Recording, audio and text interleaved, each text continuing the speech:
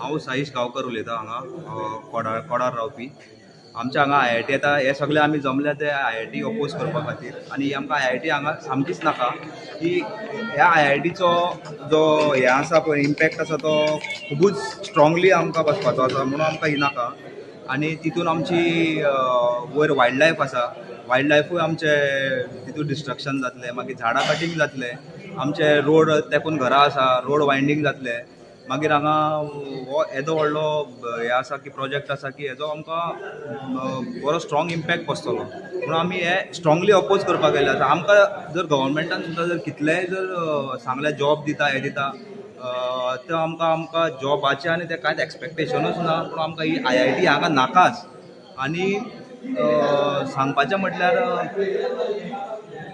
पयलीं म्हटल्यार आमचो हो गांव आसा तो हिरवोगार आसा हांगा गांव.